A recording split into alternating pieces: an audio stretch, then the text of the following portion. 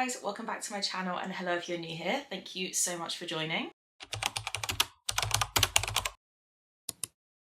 I've got a rather large reading wrap up to do over the last couple of months, so I don't tend to do them that much on my channel because I haven't really been reading that much. But then I read a specific series that I'm going to talk to you about a month ago, and it has just completely just reignited, not that I didn't stop, not that I wasn't loving reading anymore, but I just felt like I was reading so many average books, so many mid books, and I just decided to become a mood reader after reading this series because it just motivated me and inspired me so much to just read different things on my bookshelves instead of sticking to dark romance all the time. And I have been reading so many great books. I've had 5-star reads. I've not found a new author, but I read a book by an author who I already knew that I loved, and I hadn't picked up any of her other books for a while, even though I've got a couple of her backlist on my shelves.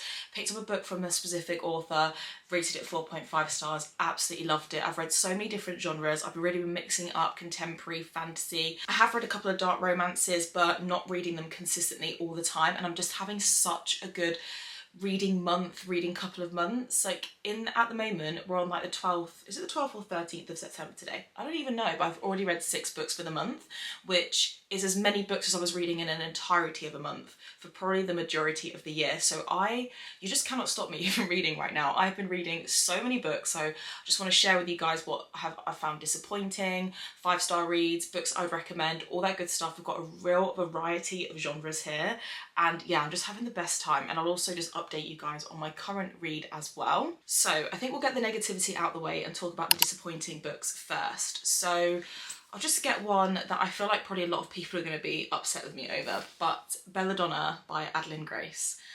I actually had to DNF this book. I really did not like this book at all. Just recently downloaded the audiobook of it because a lot of people were telling me that the audiobook is so much better. But my problem with audiobooks is I just cannot get on with them.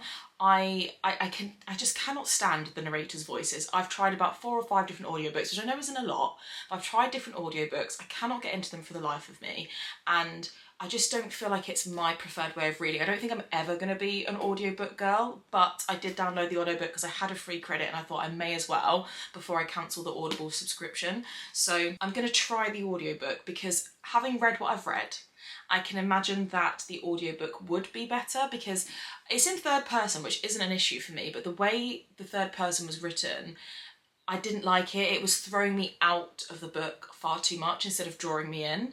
I also didn't feel like the setting was matching up with the storyline. So it's like a murder mystery plot, but it's like a historical romance, and it also has like a Regency storyline. So like sort of like in Bridgerton where they have to find a suitor and that kind of thing. There's that storyline in it as well, alongside the mystery storyline, and then the MMC is death. So he is like a personification of death. Although I don't even know if he's actually a person in it or not. I mean, like I said, I did DNF it, so maybe that might have got explained, I don't know. But I did get quite far in. I think I was about 60% in, I just could not do it anymore. I found it really bland, really boring. I could not get into this book at all. And I don't know why, because I know everybody loves it and loves this series, but I'm going to try the audio, see how I feel. If I like the audiobook, I might potentially try book 2, but I've got so many other books I want to get through that this just is not a priority for me. It's not my favourite, and yeah, I had to DNF. And I think that was my second DNF this year. I don't do it often, but I just found myself forcing the reading, and I just think when you have to force it with a book, then you're obviously not enjoying it, so I just put that down. The next book that I didn't enjoy, and I'm actually quite upset about because I actually love the series on a whole, is Cruel Seduction by Katie Roberts. So this is the 5th book in the Dark Olympus series. The series itself, I'm absolutely obsessed with it. So it is a fantasy series, but it's not fantasy where it's like you have fae and dragons. It's essentially just people in a world that's different to ours, and it's very political, and it's basically all of the books follow Greek mythology retellings, and they're set in Dark Olympus, and you have what we call the 13, and in the 13 you have titles. So the titles would be like Zeus or Hera, Poseidon. So Zeus is not Zeus himself. Actually, Zeus in this now is Perseus, who is Helen of Troy's brother, and he sort of seconded the role. So you can claim the titles in different ways. So whether it's by birthright, whether it's by going through trials, and if you win the trials and you can take on the role, like it's very political and it can all change around and it's very corrupt. And at the top, you know, keep your friends close but your enemies closer sort of thing. And each book will follow a specific couple and it's all Greek mythology retelling. So like you get Hades, Persephone, you've got the Helen of Troy one, Cassandra and Apollo, that was Radiant Sin, which was the last book.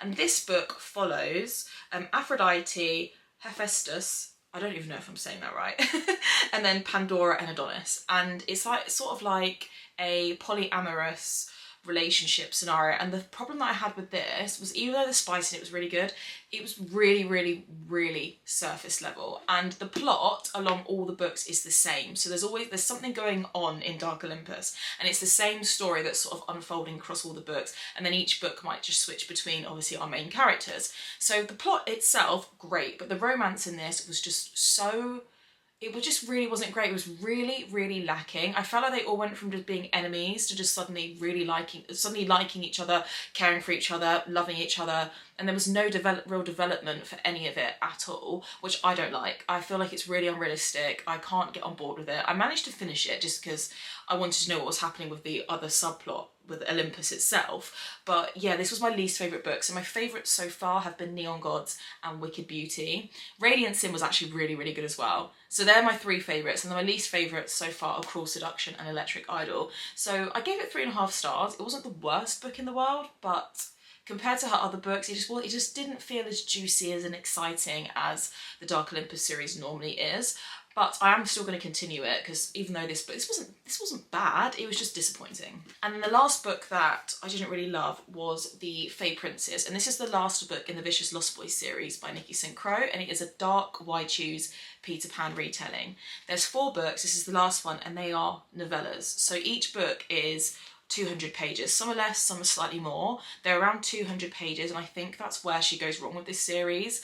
I read the first 3 consecutively about a year ago, and this book was, I think it was about a couple of weeks away from being released, but I didn't really enjoy the first 3 books. And then I read this because I just need to finish that series. I did remember everything that had happened, so it wasn't because maybe I was forgetting parts of the story that I wasn't enjoying it. It just reminded me why I felt the way I did when I read the first 3 books last year. I just think with fantasy, you can't write novellas, like they need to be full-length novels. The world building is so bad. It relies way too much on the spice. Everything feels so rushed because obviously it's only 200 pages and the storyline itself is pretty good, but it just felt rushed in every single book. And then this book was probably the worst for me. I can't even remember what I rated it now. Did I give it like 2.5 stars or did I give it 3? Because if I gave it 3 stars, I think that's pretty generous. The writing is okay. The storyline could have been really good. There's so much potential with this series. I just think it should have been 3 full-length, it should have been a trilogy, 3 full-length novels, really delve into the world, explain it, give us reasons to care for our characters, because I just honestly didn't care about any of them, and the plot itself, if you don't care about your characters, you don't care about the plot, so it was really disappointing. I don't know if I would recommend that series, to be honest. Even the spice in this one, there just wasn't anything in this last book, considering it was wrapping up a series, so it was a bit disappointing. Moving on to really exciting reads that I've had, and these are books that I have picked up on a whim. I'm pretty much a bit of a mood reader right now. I'm just picking up what I want to read when I want to read it. I have a full TBR that I want to follow at the moment, but it's a selection of books that I just want to read over the next couple of months, which I've actually been doing quite well with because I've read 2 of my full TBR already. But I picked up Perfect Strangers by J.T. Geisinger. I can't even remember why. And I read it in a day.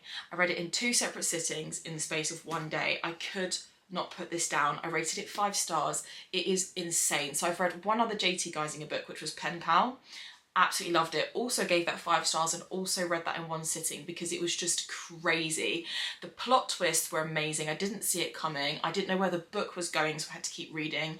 The spice in it was insane, and that was more of a darker story than this one, and it has paranormal elements to it. This one I would say is more just a contemporary story, but it's like nothing I have ever read. And considering I've read, I mean, hundreds of books in my life, and in the last 2 years alone I've read over 200 books. I've not read anything like this. It was crazy. The spice in this book, okay, is chapter after chapter after chapter. But not only is it spicy, it's good spice. It's not cringe, it's not silly, it's not the same spice that you keep reading in all the books, because sometimes it all reads the same, doesn't it? Not in this book. And also the writing in general is so good. The way she describes the characters' thoughts and the feelings and just her prose in general is amazing. She is quickly becoming one of my favourite authors. I've gone onto Amazon, I've added some more books from her backlist into my cart because I think she's going to be a favourite author. This book was insane. There's not just one twist in this, there's like 3 twists, because there's the first story and then there's the twist and then you get into the next part of it and then it twists and there's another twist. Everything you think you know in this book just goes out the window and you just get proved wrong every single time. It was an amazing story. The general gist of it, without giving too much away, is our FMC goes to Paris. She's going through a divorce, moves to Paris because she's an author for like inspiration or a fresh start, and her neighbour who lives in the same block as her, she ends up in this, I don't even know how to describe the romance between these 2 characters. It was, I mean, I was sucked up into it like you wouldn't believe. It was completely earth-shattering, like obsessive, amazing. I don't even know how to describe it. It was just, the relationship between the 2 characters was just absolutely sweeping me off of my feet. Everything between the 2, you were just absolutely blown away and taken on this wild whirlwind romance, and then everything you think you know just comes crashing down and you're brought back to reality. Then I started crying, and then after crying you get, everything changes again, and then I wasn't crying anymore. But it's just, it was the best book ever. I really highly recommend it. It's the easiest 5 stars I've ever given to a book. It was so good, and I can't wait to read more from this author. If anyone's got recommendations for other books by her that I need to read, I've got Midnight Valentine on my TBR, and then I also have, is it Liars Like Us? Carnal Urges, but that's part of a series and I don't know if you can read that as standards. I don't even know, but I need to read everything this author has written. Moving on to another 5-star read, or well, at the minute a 5-star series, and it is the series that literally made me, I wouldn't say I'd fallen out of love with reading, but I was finding it really hard to find like a flow with books that I was enjoying. I would read a really good book, then I would read 10 really just okay books, and it was just so stressful. And then it was taking me like a week just to get through a 300-page book because I wasn't ever gripped by anything. Then I read Zodiac Academy, and it's just changed my life. So if you're not familiar with it, which I think everybody and their mum and their mum's aunts, brothers, sisters, daughter knows what Zodiac Academy is about, but if you don't, it is basically like, imagine Hogwarts, but make it dark fantasy romance. That is literally what Zodiac Academy is. So it's set in a world called Solaria. There's 2 twins, Darcy and Tori. They are living in like the mortal world. Somebody comes, takes them away, and everything about life they know changes before their eyes. They get taken off to Solaria, and it turns out that they are heirs to the throne of Solaria. Now the problem with this is they don't want the throne, and there's the 4 heirs who have been basically raised, it's like almost like their birthright, the 4 heirs, the 4 boys in this. Caleb, Darius, Seth and Max, and all of them, when they come to the school, because it's basically it's a school for magic where they have to learn their powers and everything and learn how to control them. And when they arrive, the 2 girls, obviously the boys are extremely threatened by them, so it is a bully romance, and the things that they put these 2 girls through, because they're trying to get them to leave because they don't want the girls to take the throne, but the girls don't want the throne. And it's so good. So it's like they go to class and they're learning spells, and there's potions, and there's like witchcraft and wizardry, and there's every single mythical and fantasy creature you could possibly imagine up as in this series. And I mean, quite literally, there's griffins, phoenixes, vampires, werewolves, there's sirens, you've got hydras and Pegasus and dragons, like everything is in this book, and they're called order forms. So you can shift into what your order form is. So you don't find out what your order is until you turn like a certain age and you get to the school. And anyway, it's just so good. And then obviously it's also with astrology. So your star sign gives you your magic. So depending what star sign you are, depends what kind of magic you can access, whether it's fire, water, earth, or what's the last one? Air, that's it. In this world, normally you can't possess more than 1 or 2 forms of it. So you might have fire and air, or you might just have water magic or something. But the girls, they've got all 4. So they are going to be super powerful, and I think that's about as much as I can tell you without giving too much of the storyline away. It is so good, and in terms of the tropes in this, there's everything. So obviously it's a bully romance. There's forbidden love, teacher-student, enemies to lovers, rivals to lovers, like everything in this. I've only read the first 3 books. I gave the first 2 books 4 stars, and I gave the 3rd book 5 stars. I was obsessed. I had to stop after book 3 because I have so many books on my physical TBR that I needed to read that I just thought I need to take a break so that I can get through some of my physical TBR and then go back to it, because the books from book 3 onwards are like 6, 7, 8, 900 pages long. So it's going to take me a while. It's going to literally take me a month. I'd say a month, maybe longer, to read the series. So I wasn't quite ready to sort of, you know, get rid of the rest of my TBR and just sit down with it, even though I want to. Every time I finish a book, I look straight to these books on my shelves. They're literally up there, and I have to fight this urge within me to pick up book 4, because I think it gets really good from book 4 as well, and then I think book 5 gets really emotional, and it's already taken over my life, so I can't even imagine how it's going to make me feel when I continue reading. It's just the best ever, and I don't know why I sat on this series for so long. I think I thought it was just going to be overhyped, overrated. Obviously everyone says it's really poorly written, and I agree, the writing in book 1 isn't great, the world building isn't great, but there's so much drama, there's so much going on, the plot is really good that you just can't help but keep reading. It just draws you in, it's so addictive, and I actually think the writing's got better as well. So I'm absolutely obsessed with it. If you are not sure if to start Zodiac Academy or not, start it, but just be prepared for it to take over your entire life and just completely alter your brain chemistry. It's just amazing. Moving on to another book. Now this is by an author which I spoke about in my underrated books video, and it's Saffron A. Kent. And she wrote The Unrequited, which is a taboo teacher-student romance that I read about a year ago, and I thought it was incredible. Then, just on a whim, I don't even know what possessed me to pick up Medicine Man. I think, what book had I just finished? A book that I'm going to talk to you guys about. I just finished a book and I was like, I need a short, quick read, because the book that I'd read completely just hurt my brain. It blew my mind in the best way. And so I thought, what can I pick up that's just short and quick, because this is quite short. I then went and downloaded it on my Kindle, and even though the actual paperback is 270 pages, on Kindle it's over 500 pages, so it didn't actually end up being that short, but I'm so glad I picked it up. So this is book 1 in the Heartstone series. It's called Medicine Man. This is a taboo, doctor-patient, age gap romance, and it's not often I have to stop reading because the scenes that I'm reading in the book are just so... I was so flustered, I had to actually put the book down. It was complete 5 out of 5 on the spice scale. It was so good. And aside from the fact that the spice in this was absolutely unreal, probably some of the best, I think these 2 authors, honestly, J.T. Geisinger and Saffron A. Kent, write some of the best spice that I have on my shelves, because it's not cringy, it is actually filthy, like, I'm gonna be honest, but it was so good. Willow's character in this, so she's like Harry Potter obsessed. Very heavy subjects, though, I will say. So there's a lot of talk about very triggering and heavy subjects, so know that when you go into it. But I loved Willow's character so much. So she's like obsessed with Harry Potter. She's always walking around in these slogan t-shirts that have like a funny Harry Potter like slogan on it. Thought she was really relatable. Her inner monologue was really, really good, especially when she was talking about the way she feels and, you know, why she's in this psychiatric hospital, because it's set in a psychiatric hospital, and the way her inner monologue about everything that she's going through in life, I found to be really realistic, and it just drew me into her character so much. I really liked it. I also love the side characters. She's got friends in there. Ren is one of the funniest characters ever. She was really making me laugh. They were all very distinctive personalities, which I liked.